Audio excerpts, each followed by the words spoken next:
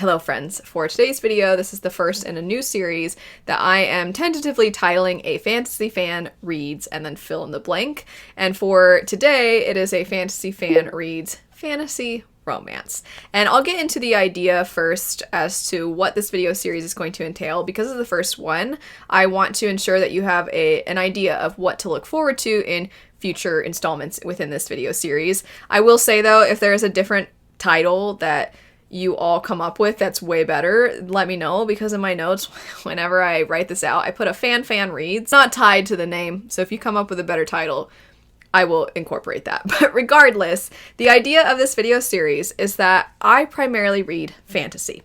And I know through doing a lot of community-based content that a lot of you are also obviously huge fantasy fans, but that there are certain things that you are looking for within fantasy. There's certain directions that you would like fantasy to go in, or you are somebody who reads really broadly, and as such, you see the strengths in other genres, and then you crave certain things that you see being done so well in these other genres. You crave those things in fantasy as well, because you also like fantasy, but you feel like maybe the genre as a whole is a little bit lacking in certain areas when comparing it to other genres. I wanted to take that into the equation and try to find a way where I can, one, also sort of dip my toes into other subgenres, become more familiarized with them, and then also just in general, I want to be that much better of a reviewer, which I feel reading other genres really strengthens my knowledge of what books are capable of, the artistry within various different writing styles, narrative choices, those sorts of things, and I think by branching out, it's only going to elevate our discussions about books.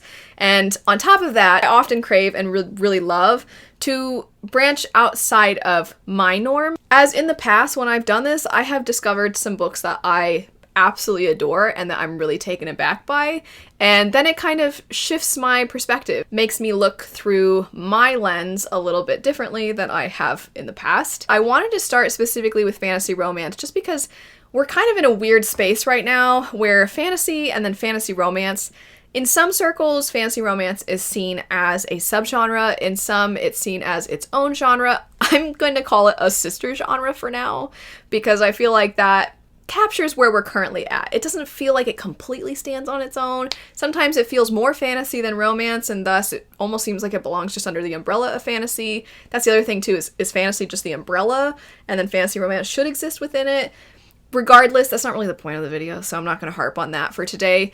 But I know a lot of you are not opposed to fantasy romance. You are not hating the idea of a love story within a fantasy world. However, you do often find, and I agree, that fantasy romance versus fantasy, it's like the fantasy books really are sensational when it comes to the world building, the politics, the intrigue, the action, and then sometimes they fall so flat with the character relationship building. And it's funny because sometimes the character development with individual characters is so good, and then the second that character and another character come together, it falls so flat. And we're over here like, how is this happening? Everything else is so good. And then you go to fantasy romance, and depending on the fantasy romance, because a lot of us are really tired of certain cliches, and sometimes it just feels very lust oriented, which is its own thing, and that's fine.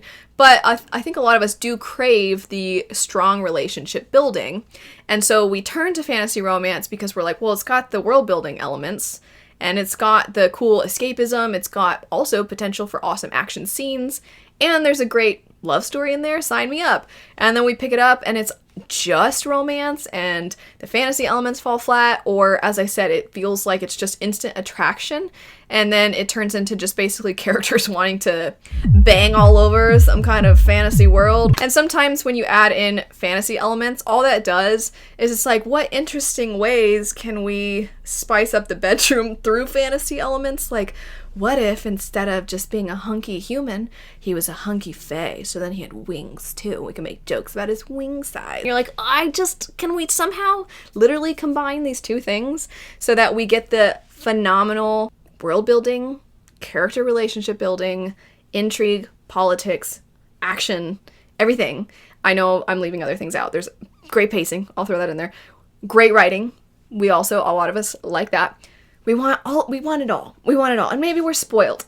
maybe we're being entitled by saying we want it all, and maybe we just need to accept that they're different, and if we want one thing, then we go to one area, and if we want a different thing, we go to a different subgenre or different genre. But I believe that we can find that perfect fantasy story with great character relationship building. I think it exists. It already probably exists for some of you, and maybe for some of you, these are the suggestions that you left over on my community tab, because if you don't know, I asked over on my community tab, what are your suggestions for books that you would like me to try for this video? And there were so many suggestions, so first off, thank you so much. I will say a fair amount of the things that were mentioned I have actually read, so if possible, I'm going to go through as many of the comments as I can, and in the description bar, any of the books that I have read, I will try to include videos where I go more in depth about them, so you can check that out if you're interested. But I obviously can't get through all of the unread suggestions that were left, but I will try to get through as many as possible.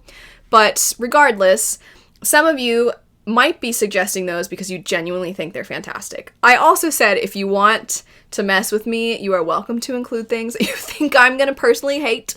That's completely fine too. I will go through the books that I am going to try to get to for this whole video.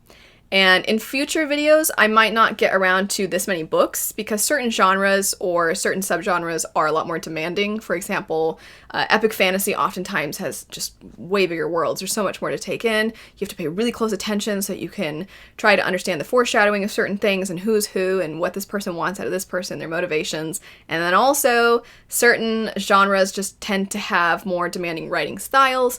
But fantasy romance doesn't really fall into those, so I'm going to try to get to as many as possible from this list. And because we're still tying this back to me being a fantasy reader, I am going to assess the books in kind of two different categories.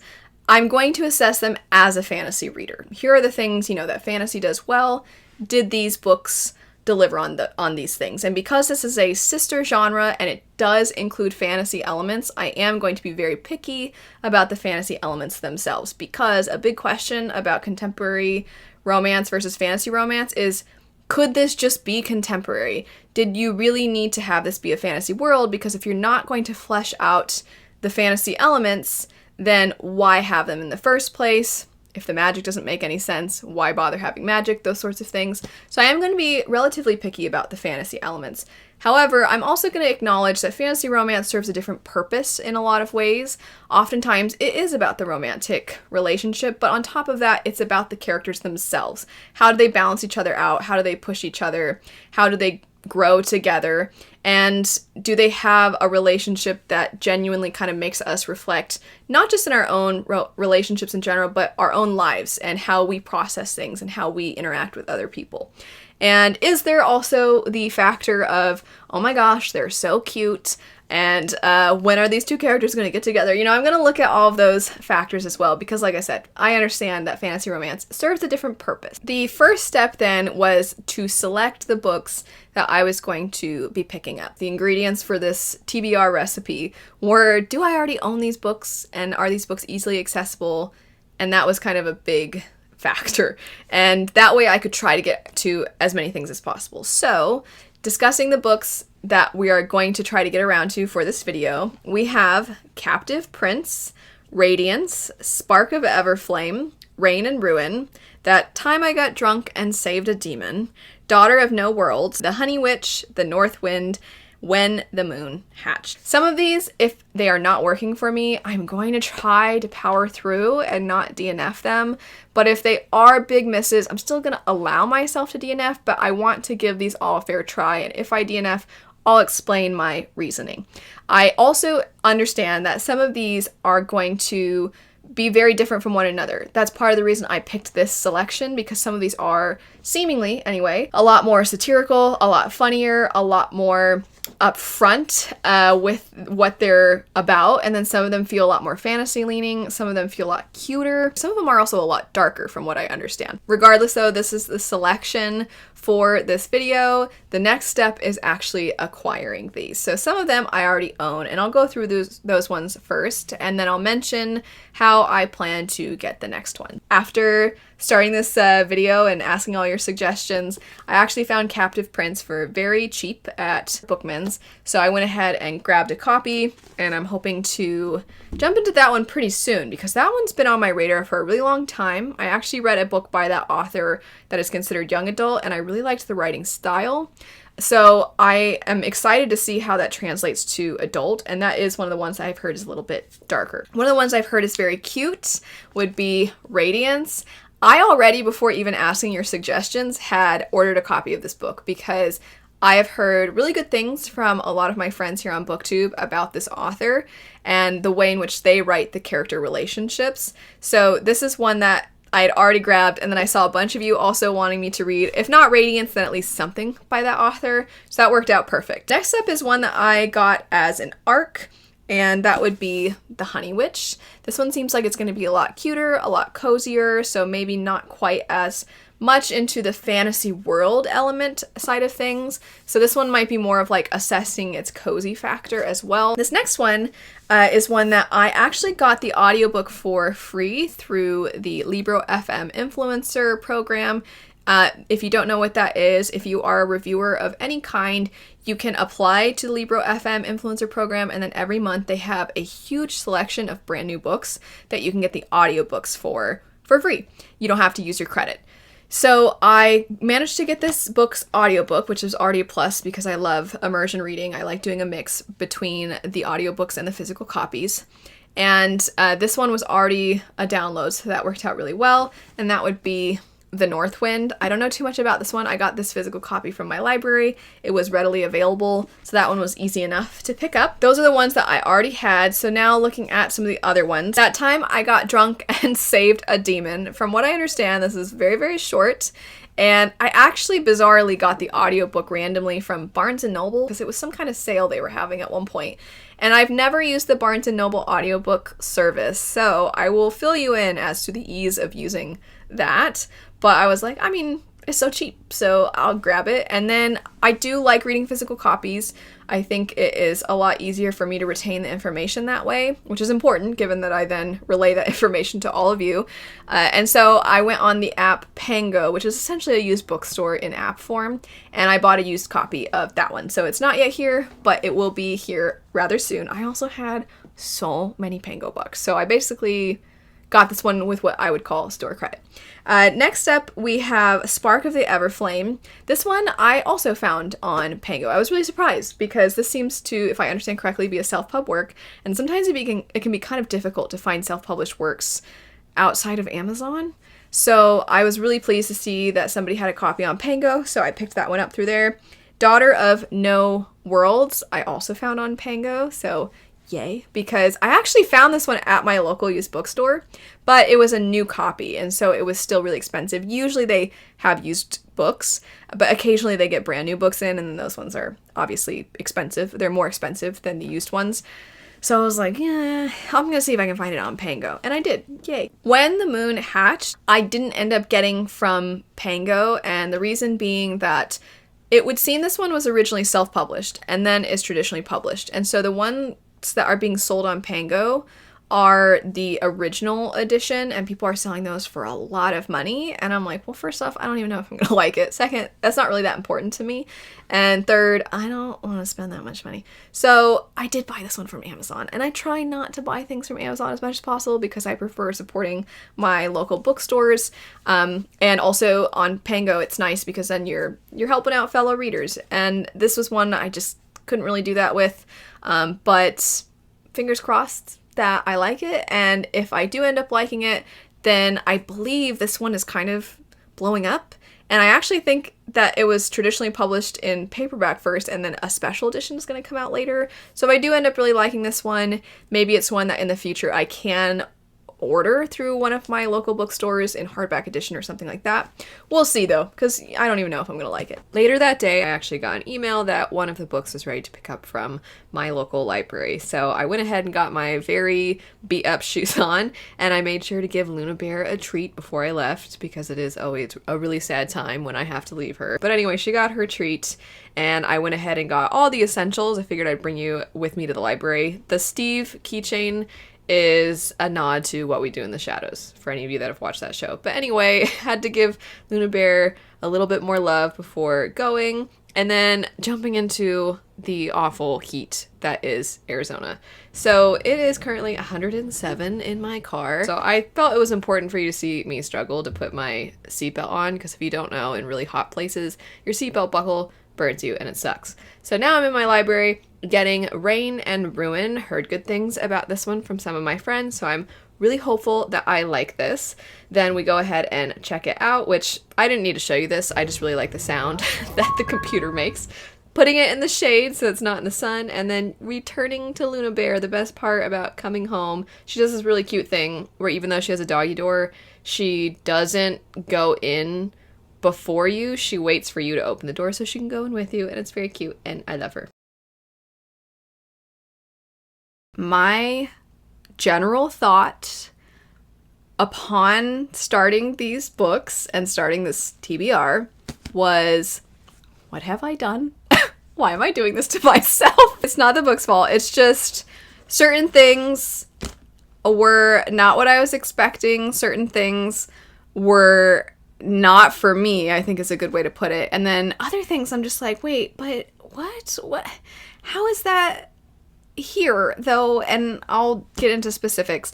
But light at the end of the tunnel, one of these books was so good, and I likely would not have gotten around to it as soon had I not decided to do this video. So I am really excited that through reading these, I have discovered one of my favorite fantasy romance books, and a book that I just genuinely enjoyed, even outside of a specific genre or subgenre, depending on how you refer to fantasy romance. A sister genre, I think, is what I called it in the opening. But regardless, one of the books I ended up really, really adoring, so I'm really excited about that. But I'm gonna go ahead and start this with Captive Prince. So, interestingly, some of you know, I didn't know, some of you know, and I don't know what your thoughts were when you saw me say I was going to pick up Captive Prince at the beginning. Maybe some of you were like, oh, okay, let's go there. I didn't know basically anything about this book. I had a feeling it was on the darker side, because I've actually, of all things, I've never actually seen anybody talk about this, but I have seen fan art of it, and the fan art always looked kinky, I'll say. Fan art was always two really attractive men, and one of them usually looked very hunky and shirtless and had a collar around his neck, and the other one would be like pulling him along like he was a dog. So I was always kind of like, what? That's a romance? And I've seen people bring it up though as a romance story, so I was kind of like, all right, I mean, let's give it a go. Let's see what happens. So I actually, interestingly, thought the plot was pretty captivating. I liked the political intrigue of this. There were some twists and turns that I was like, oh, dang, what the heck? But I would never consider this a romance. And I think that it's one thing if you want to categorize things as dark romance, or if you want to categorize things as, I mean, that's basically it. Kind of get maybe considering it dark romance. And I'm not mad at anybody who suggested this, because I did ask all of you your suggestions. So I'm not over here saying like, how dare you? No, I'm specifically referring to the fact that it says romance on the back. And I'm like, no, it's not. No, and like, this has a look to it. This has a look of like historical romance. You know, like those certain old covers that have people on it. Except for that it doesn't have any people, but it has that general look to it. And the new covers, because I was like, are these the only covers? The new covers, have you seen them? They recently got a reprint. Which, I mean, perfect timing, but they got a reprint, and this is why I'm like, am I losing my mind? What's going on? What have I done? So the reprint, I'm like, wait, no, I don't like this. The reprint, I'm not opposed to the art style, because I like the art style, just not for the story, because it looks really young, and this is not even a little bit really young, not even a little bit. If you don't know anything about Captive Prince, I would personally consider this grimdark, because I've read some grimdark fantasy, and typically with grimdark fantasy, you have really bleak, very depraved societies. And depraved is a word that our main character uses multiple times in witnessing a lot of the immoral acts that are transpiring. So if you don't know anything about this, the setup is that you are following Damon, who was a royal individual, and he has been sold, it would seem, by his brother into sex slavery to a rival kingdom. And I say rival, but there's more to it than just that. There's a lot of political aspects to the story, again, that I actually found kind of interesting. But Damon is sold, and he's specifically given as a gift to the heir to the throne. The heir to the throne is not currently ruling. Instead, his uncle is serving as regent, but the other character who owns Damon now is going to be taking the throne soon. So you're kind of catching glimpses here and there of court politics through Damon's perspective. Damon, while being sold as a sex slave, it would seem that the man who owns him is more interested in humiliating him and making him feel less than. He's more concerned about doing that in ways that are actually not sexual, but that are still ultimately degrading and humiliating. And so I'm reading this like, wait, why is this a romance, though? I gathered as I was reading, I was like, I feel like there's going to be some kind of enemies to lovers with these two. Within this first book, despite the fact that I think maybe it will get to a point, I'm pretty sure it'll get to a point where Damon and the prince character will have attraction for each other that is more than just physical. While I do think that likely throughout the rest of the trilogy, these two characters will fall in love, they do not in this first book. They don't fall in love in this first book. There is kind of I think that he's attractive. There is that within it, but there isn't a romance in the first book. Again, there's attraction. Really want to make it clear that I'm aware there is attraction between these characters. But this first book is not a romance. So I guess on my, grading scale that I discussed at the beginning of like, oh, I'm going to try to assess, will this be fulfilling to fantasy readers? Will this be something that romance readers like? And then if you're somebody who reads fantasy romance and you're looking for the things that typically are associated with fantasy romance as it is currently, then will this fit your tastes? So in the fantasy department, I'm going to, again, consider this grimdark fantasy. It delivered. It actually had not magic. There's basically no magic. It didn't really have that, but I mean in the sense that a lot of us like political fantasy. If you like political fantasy, this did deliver in that area. Romance? No. No, it didn't deliver in the romance department at all. Again, maybe dark fantasy romance readers, but not within book one. So I feel like to have a proper conversation about this book, I would have to read the rest of the series because I don't know that I can entirely give my thoughts. I mean, I can. I'm giving you my thoughts about this first one, but in the context of what I was hoping to do with each of these books within this video, I don't really feel I can have the full conversation because the story is not complete, and specifically the romantic arc isn't either. Which isn't to say you have to have a standalone to talk about these things. It's just, I think there's nothing for me to really talk about in regards to the romance within just this first book. And then as far as fantasy romance readers, I mean, it's not really like any of the fantasy romance I've picked up. So I just think this is grimdark that will end up having a romantic subplot. But yeah, the new covers. No, not even, I don't know who was in charge of that decision, but I don't think those covers fit even a little. I mean, I guess they fit and they have like the collar thing, but otherwise, no. Anyway, Radiance. Radiance was very cute. And I think by the time this video goes up, I will have talked about this. So if you haven't seen, I definitely have discussed this in an indie fantasy wrap-up.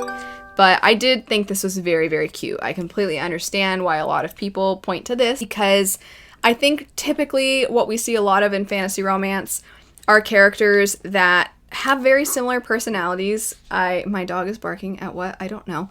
But you have characters, usually the female protagonist, because it often is a female protagonist, they have a kind of chip on their shoulder, and they don't really seem to be particularly considerate of other people and their feelings, and they're very brash.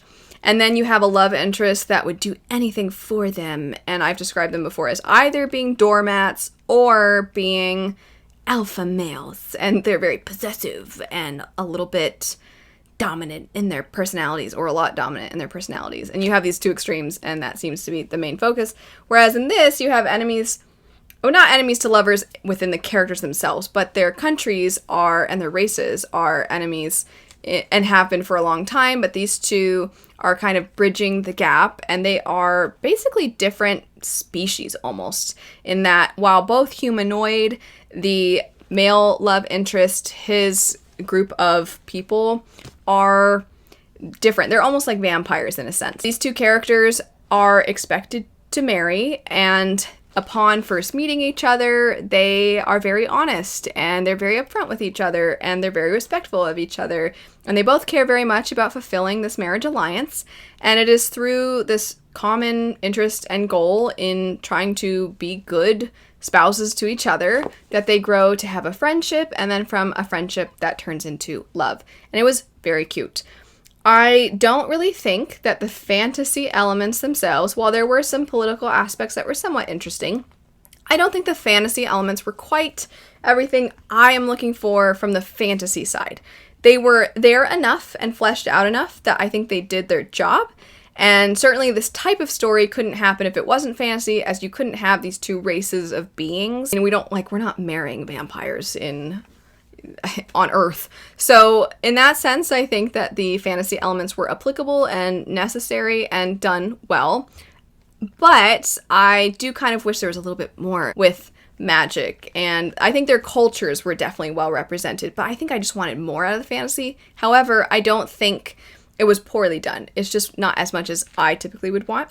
If you are a fantasy romance reader, 100%, I would say give this a go, because the couple is so cute. And like I just got done saying, the fantasy elements were definitely executed well, and they're there enough to make the setting make sense. And if you're a romance reader and you're willing to dip your toes into fantasy romance, this one definitely, I think, is very, very accessible. So yeah, I think that one was cute. I enjoyed it. Quite different from Captive Prince. I actually understand why that one's considered a romance, but not necessarily the fantasy romance for me. The last of the books has arrived. It's from Pango, and the wrapping was so cute. So thank you to the Pango seller. Luna's thirst outweighed her curiosity about the package. We opened it up and there was more cute wrapping. What do we think of that, Bear? Approved? Luna approved? Time to start reading That Time I Got Drunk and Saved a Demon. And if you hear a loud noise, it's Luna Bear. It's Luna Bear drinking water. That Time I Got Drunk and Saved a Demon. I don't know that I would say it would scratch the itch of the fantasy romance reader, or maybe the person who, when they hear fantasy romance, there's a few different ways to look at it. Because it is a newer genre, I do feel people have different expectations for what they're going to get. And for some people, it's just any kind of romance in any form of a fantasy world. And it doesn't matter the subgenre of fantasy it exists in. If it's got those ingredients, they're fine with it being considered fantasy romance. But this one in particular, I think it's less so romance in the way that there's a difference in some people's eyes between romance and smut, as romance tends to be a little bit more about the development of the characters, their trauma, their personality types, and the ways in which we come together and grow together through those things.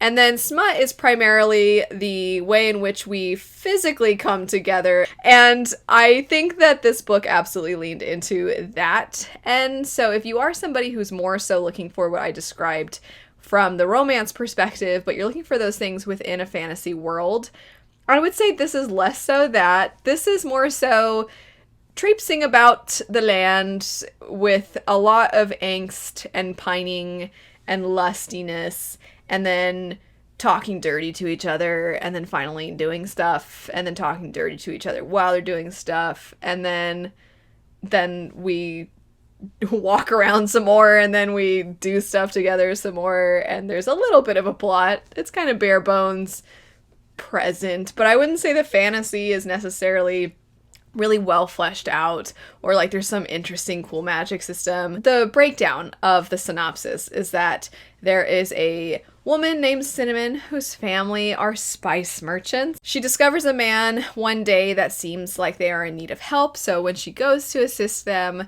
she discovers that this individual is actually a demon, and this person is looked at by her society a certain way, but it turns out maybe how they've always viewed this is a little bit warped as a result of this evil woman. And now she decides to help this demon on their quest to free the people that he cares about from the restrictions that have been placed on them by the evil woman. And then they get it on a bunch. That's basically the setup. And I will say it was very entertaining from the self-awareness side of things. I felt that some of the dialogue and the ways things played out very much felt like it knows the tropes within the genres. It knows the types of things that people maybe see over and over again. And then it sort of made fun of those things while simultaneously taking advantage of those things and still having them. So it was kind of playful in a sense. It was entertaining, but absolutely not really for me. I do appreciate the fact that this story, I think, really knew what it was, but I think what it was just ultimately wasn't my cup of tea. As far as how I would grade it for those individuals who are looking for a fantasy romance read, I think how I described it initially probably gives you a good idea. Is it fantasy romance or is it more so fantasy smut? I would say it's more so fantasy smut. So I don't know if it'll fulfill unless you just see it as an umbrella and you more so factor the smut versus romance within a spice meter. I think that you can, of course, discern that for yourself. Next up, we have Spark of the Everflame, and this is one that I want to be really clear in how I articulate myself, so I might end up accidentally repeating certain things, or maybe it seems as though I'm making too much effort for clarity's sake, but I would rather do that than accidentally portray a certain view that I don't really care for. So the simple way to put it is that I liked this one a lot, but I fear I kind of liked it because it felt more like a fantasy book and it didn't really feel like fantasy romance. And the reason that I don't feel comfortable just leaving it at that is because I do feel that, I don't know if it's because people associate fantasy romance with book talk, and it seems like there's a lot of conversations that diminish the value that book talk has had on encouraging people to read or helping people get back into reading. And also because there is this idea that book talk recommends certain kinds of books, and those certain kinds of books are less than. I'm not saying I think they're less than, but I do feel some of the conversations surrounding book talk and the books that people tend to read within that circle, I do find the conversations to be very demeaning, and they put down a lot of the people and what they like. And because fantasy romance is so often associated with book talk, I almost think there's this push, especially from book 2, which seems very eager to prove itself as not like book talk. I do kind of find that there is this instinct almost for people to reject anything that is even somewhat in association with book talk. And as a result, I feel people seem to be going out of their way now when they describe book talk books or when they describe fantasy romance, and then that extends into just romance. It seems as though people are very eager to say, so I don't typically like romance, or they're within a fantasy story, they will be like, oh, there was a romance in this, and I don't really care about the romance, so I'm not going to comment on that. There's just this kind of flippant nature when it comes to that part of a fantasy story. And I don't love this because I think there's nothing wrong with, this could be a whole video, I apologize. I think there's nothing wrong with somebody recognizing that the romances in stories just don't tend to be the thing that they care as much about. Maybe they care more about the world. Maybe they care more about the way in which character motivations are dissected. Maybe they care more about the magic systems. There's so many things that people gravitate toward fantasy for. And sometimes the thing that they're looking for is not the romance, or maybe sometimes they just don't know how to go about discussing it. Like, oh yeah, the couple was cute, or like, oh, the couple annoyed me. They don't really know what else to say in regards to that. And that's fine. I'm not saying there's anything wrong with people who don't gravitate toward or care that much about the romances in their stories. But when it's turning into a way to sort of be a beacon to people that want to set themselves apart as, oh, I'm not like the book talk people, that's when I'm like, I don't like encouraging that way of looking at different groups of readers or different genres. But it just so happens that this book, I liked it, and it felt more like fantasy. And so I was like, oh man, I don't want to make it come across like I'm saying, like, I liked it because it wasn't like those ones. Like, the book is not like other girls of fantasy romance.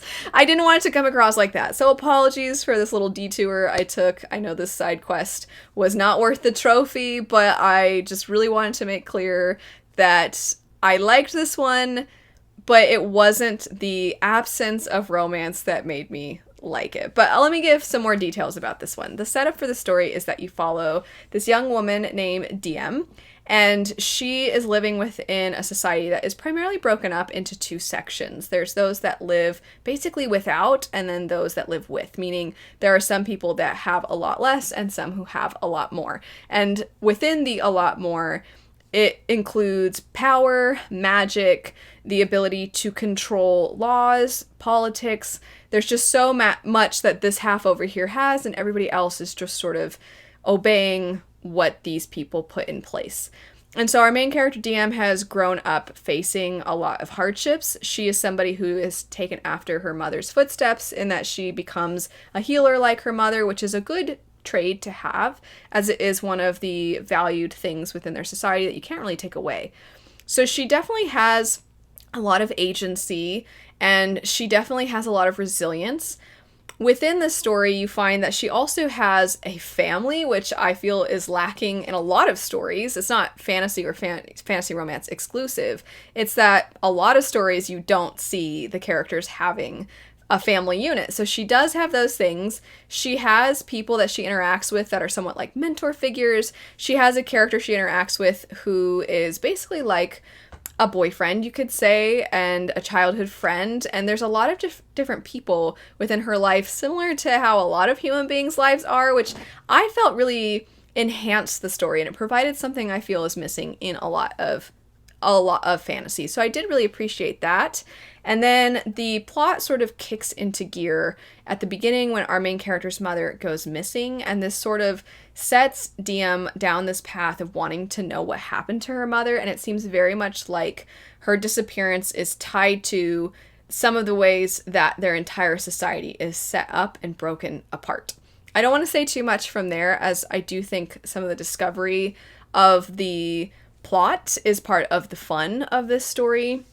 But as far as the fantasy romance elements come into play, I would say this strikes me kind of in some ways like Captive Prince, not in the really adult nature of certain things and the very dark topics by any means, but more so the feeling that perhaps this turns into, and more than likely, I very much think this turns into a romance over the course of the series. Within the first book alone, I would not say it falls into fantasy romance. So this is tricky in that it definitely gets 2 thumbs up for me when it comes to my enjoyment. And I also think that it definitely fulfilled a lot of what I like within fantasy. And it even did more than what I was anticipating or expecting. But I don't know that I think this first book alone that I could say it is definitely going to appeal to fantasy romance readers. I think that this is something where if you are going to go into it and you are looking for fantasy romance, my guess is that you have to be in it for the long run, that you have to be okay with there not necessarily being a romantic plotline driving the story forward within the first book, but more so throughout the series. And I did start following the author's Instagram after I read the book, and I saw that she considers the book to be slow burn. I should say it would seem, considers the series to be slow burn. So hopefully that gives you the right expectations. I can't really comment, though, on the romantic elements. There's a few scenes that are kind of like noticing that the character that very much seems to be set up as the eventual love interest of the story, it kind of seems like there are scenes where they notice that person's attractive, and maybe there's something going on, and maybe there's some kind of magic occurring that's pulling their lives together, and, you know, they've got those things going on, but not enough that I feel I can comment that much on the romantic elements of the story. So I'm in a little bit of an odd place with this one, where I enjoyed it, but for the purpose of this video, I kind of am like, I don't know where to place it, but I'll tell you that I liked it, and that I would definitely recommend this. I would say I would recommend it to both fantasy romance and fantasy readers, but from the first book alone, I'd say it might fulfill what fantasy readers are looking for more than it would fantasy romance readers, unless you are okay with a slow burn across the series. From there, we have The Honey Witch. This story, for me, I'm just going to start with the sort of end results that I did with Spark of the Everflame, but I'm going to kick this one off with that. I think this one didn't quite work as fantasy romance, but I don't know how many fantasy readers are going to find that what they're looking for is fulfilled. As this one, I would say it has a romance, but I don't know that I'd consider it fantasy romance, if that makes sense. So the setup for this one is that you follow a young woman who has just always sensed that there's something missing in her life, and she's always been drawn to the idea of something a little bit more tied to nature or something within the earth itself. She just has this feeling that she finds is not being met by her everyday life. Her mother wants her to settle down, to get married, to be a wife, to eventually be a mother as well, and our main character just doesn't seem to think that that life is going to be fulfilling for her. And it is somewhat Regency era, so it does have the added factor of it sort of having appearances matter, and your role in society kind of comes down to who you attach yourself to. But our character's grandmother enters the picture and explains to her that she is actually a witch, and if she wants to give up the life that is expected of her to pursue magic, then she can follow in her footsteps, and her grandmother will become her mentor. And that is the path our character chooses. She definitely is rather unlikable at the beginning, as it's not just a matter of her wanting to pursue what she most desires, but she does look down at other people who choose the other path, the people that do want to get married, that do want to have children. She sort of looks at them as you're forcing yourself into a trivial role, and that you're not really as independent. And she has this idea, and I definitely think that the book took a chance with having that be where she starts out, as that is kind of annoying.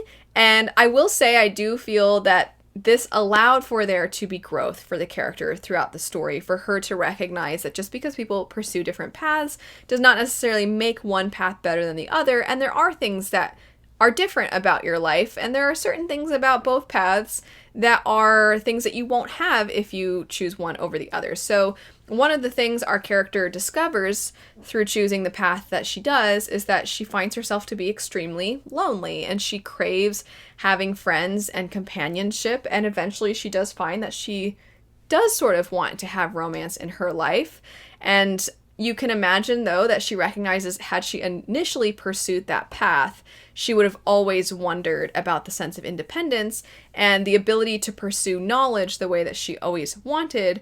That would have had to have been sacrificed, and that wasn't a sacrifice she was willing to make, but that does mean that there's a cost. And so now she's trying to balance out those things, and maybe she can carve out a little bit of both of those paths for herself. But also, in doing this, she's starting to learn a little bit more about how she used to look at the world being a bit flawed and unfair. I did enjoy that growth of the character. I did also really enjoy the dynamic between her and her grandmother. And I do like I did like the romance in the story. I don't want to say too much about it because I don't want to reveal too much, because it kind of is, it's a little bit, I almost want to call it subtle, but it develops in a way that is a little bit slower going, and there's sort of a friendship that develops initially, and then there's the discovery of attraction, and then that blossoming into something more, and our character sort of reconciling how she feels about this person and what she wants for her life. And there's a magical factor that's tied into this that's somewhat of a curse that our character is trying to navigate as well. The reason that this didn't ultimately work for me just in general is that I did find that the fantasy elements and the stakes, I don't know that they were paced as well as I would have liked. It kind of felt like the story was just sort of very slice of life for a long time, and then suddenly the stakes became so much more significant and important in the end, and I didn't feel as invested as I wanted given how high the stakes become at the end of the story. So it did end up not quite working, but I appreciated a lot of the themes. I liked the writing of the story, and I did appreciate the chance that the author took with the growth that the character experienced and how that tied to the themes. I would check out something else by this author. This one just didn't end up being something that I ultimately really loved. I would still maybe say give it a try if it sounds interesting to you. Just know that it's not going to be the sort of pining, more trope-filled types of fantasy romance stories that are really, really popular, like the fourth wings of the fantasy romance genre, but I also don't think that the fantasy elements alone are going to be the types of things that fantasy readers gravitate toward. Starting Mages of the Wheel today. Hopefully this will be a good one. What do you think, Luna? Is it going to be a success? Or a snooze fest? This next one I'm going to go through a little bit faster because I have talked about it a number of times by the time this video goes up. It was my favorite thing that I picked up as a result of this, and that would be Reign and Ruin. I have talked about some of these in other videos, whether they be new fantasy releases or self-pub wrap-ups. But this one in particular, the reason I'm not going to spend as much time is because I not only have talked about it in other videos, but I also did a dedicated review for it. But I still want to give you a heads up in case you haven't seen any of those things. So Reign and Ruin is a political fantasy romance. I don't know why I really felt the need to enunciate political. But anyway, it's a political fantasy romance.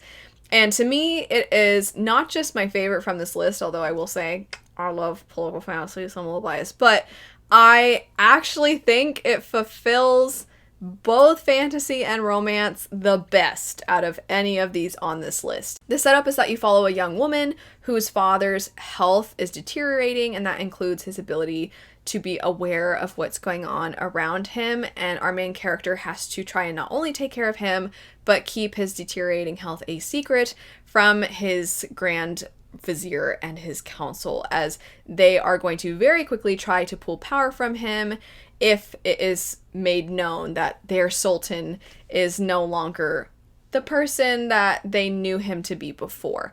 And so our main character is somebody who has to constantly deal with the vultures at court, essentially, and she's also trying to bring a bunch of magic users basically together to try and ensure that her realm is protected from any outside political threats. So she's dealing with threats from outside and from within. One of the things that she decides to do to try and ensure that her kingdom is protected is to reach out to other lands and try and gain allies. And this is where our love interest is introduced. He is somebody who is essentially serving as like an ambassador for the country that he represents.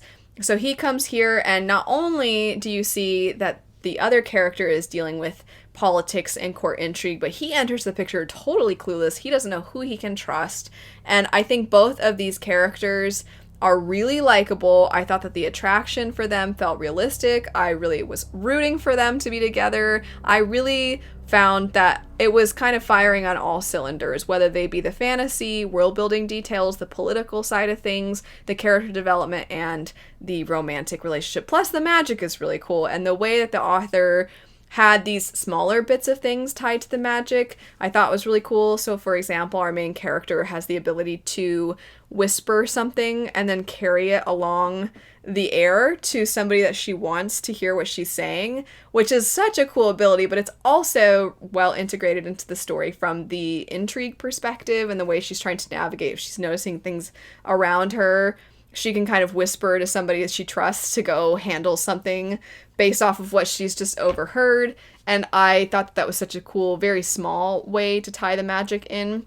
But I loved it. I really think that this is sort of this is what I've said pretty much every time I bring it up. This is the fantasy romance for the fantasy reader, but also if you are a fantasy romance reader pretty much exclusively, or if you're somebody who really likes romance in your stories, I think this is going to be one that really appeals to you as well. It balanced everything, I think, incredibly, and it is a series. So this first one follows the couple that I was talking about, and then the rest of the series, which I definitely am looking forward to giving a go.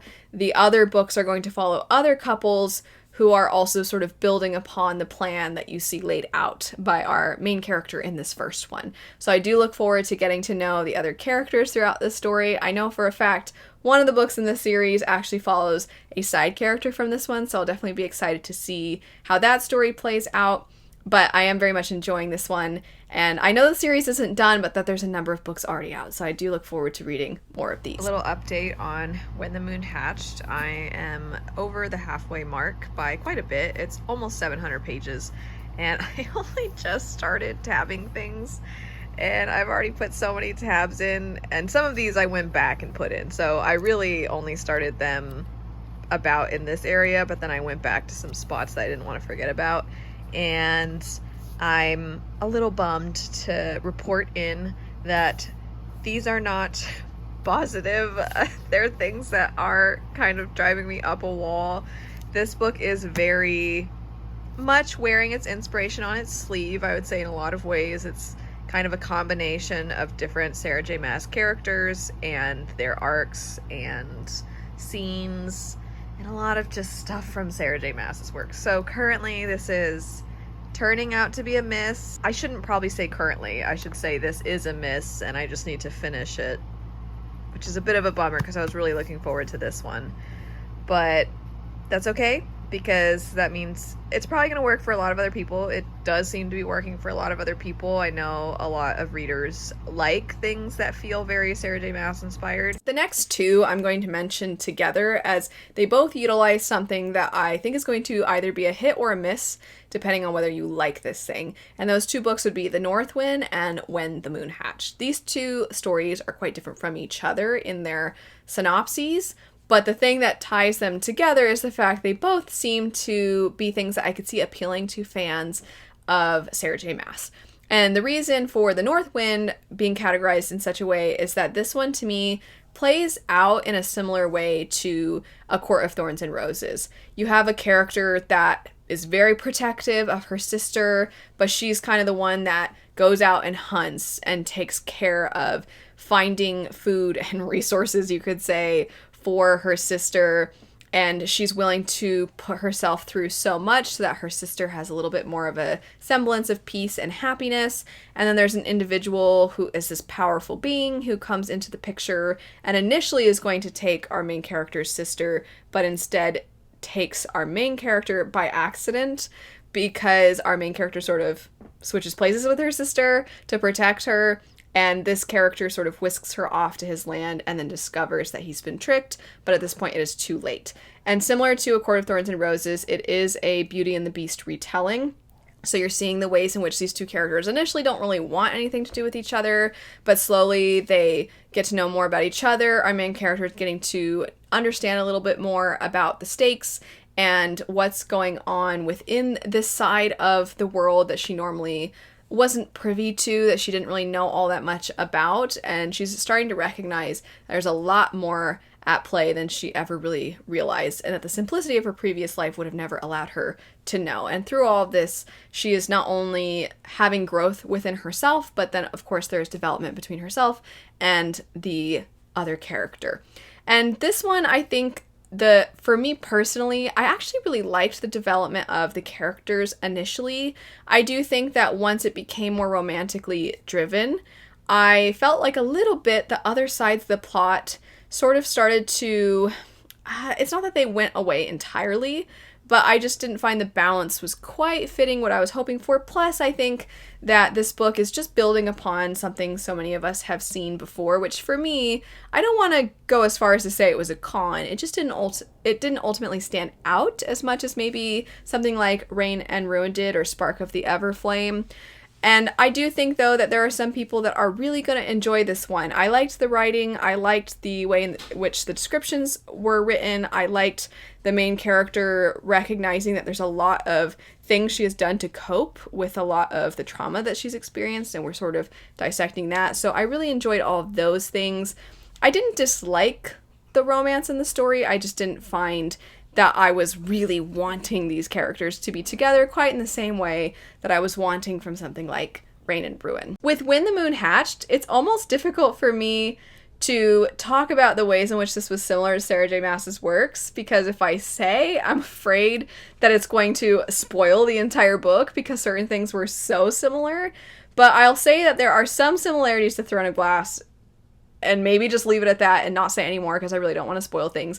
And there are other aspects of the story that feel like we're pulling pieces of inspiration from the Night Court, Rhysand, and the group of sort of found family that you find within that. I do feel that there's definitely pieces of that present in When the Moon Hatched. I do feel the world building with some of the dragons was quite different. That was probably the part that I was the most intrigued by. I liked the lore of the world. I don't like, though, necessarily the way in which the world was revealed to us throughout the story, as I find it did something that kind of started to irritate me because it would happen so frequently, which would be our character would interact with something for the first time, and she knew about the thing that was in front of her. So let's say it was some kind of creature. So the first time ever that you as the reader are introduced to this creature, you've never had any foreshadowing, you've never been told about these things before. Our character just suddenly finds herself in a situation where she has to fight this thing, or she's got to try to escape. And the character does know about them. So then you sort of get a description of like, oh, it's this thing, and these things are known for this. And you're like, okay. And this, I think, works in things like portal fantasy, where somebody is finding themselves in a fantasy land they've never been to, or a quest story where our characters are going to interact with things they've never interacted with before. It makes sense that in those sorts of situations, you're going to find stuff pops out of nowhere, and you just kind of have to go with it. And it almost creates this feeling of things being episodic. However, in those examples, it makes sense that the characters would have these things appear and then they wouldn't know about them because they're interacting with them for the first time, or maybe there's some kind of guide with them and the guide knows something, so it's a little bit more organic to get an explanation. What was a little bit grating is that you would have no setup for certain things, whether they be, in this example, I was giving some kind of a creature, but sometimes it would be the way that magic works, or something to do with some kind of special kind of weapon, or something that has to deal with a weakness of a certain group, or things, just random pieces where it was relevant to the plot when it first finally showed up. You would have no setup for it. Our main character would know about it. She would explain it in that moment, and then the scene would happen, and then we'd move on to the next thing. It just made it feel as though I never quite had my feet on the ground. But the character did, so then in my head I'm like, there's no reason that we shouldn't have been able to get some information ahead of time. And this book is very long, and this sort of played out, I would say, throughout the entirety of it.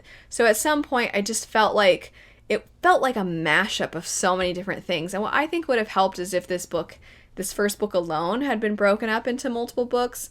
The whole first section especially has sort of an inciting incident that pushes the motivations of the character throughout the rest of this first book.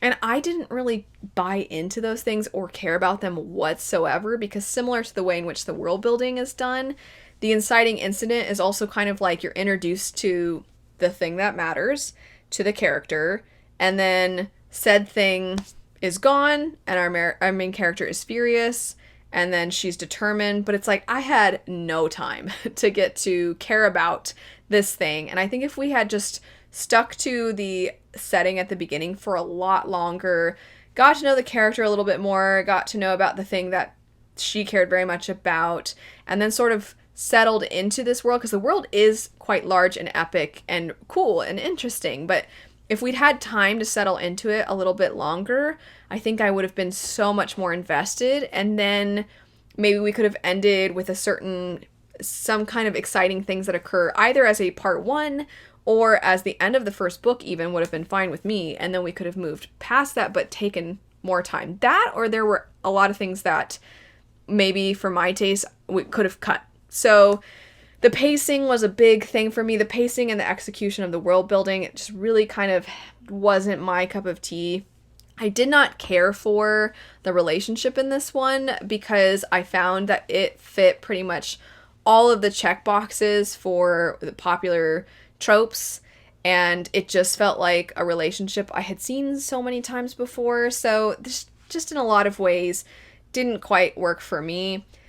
It does have a lot of the ingredients that I know a lot of people are looking for and that a lot of people like, so it's hard for me to say definitively if I think it satisfies certain things. I think it has a lot of the fantasy elements a lot of people are looking for, just going to be depending on how you prefer those things to play out for you and how you prefer the world building to be revealed to you. So it's like it kind of fits in the fantasy department. The fantasy romance department, it has a lot of the tropes. So in a way, I'm like, I mean, it's got a lot of the ingredients that turn out to be the best sellers. So in a way, I think it does fit those things, but the combination didn't work for me. And I think if you have similar tastes to me, where you find we almost always align, then I don't know that it's going to be for you. But if any of what I described about it sounds like, oh, you know what, I think that would work for me, then you can give it a go. It's difficult to give a very clear, concise setup for the plot, as there's just so much going on within it. But if you do give it a try, I hope that you end up enjoying it. And then last for today, we have Daughter of No Worlds. This is by the same author as Serpent and the Wings of Night, which I read.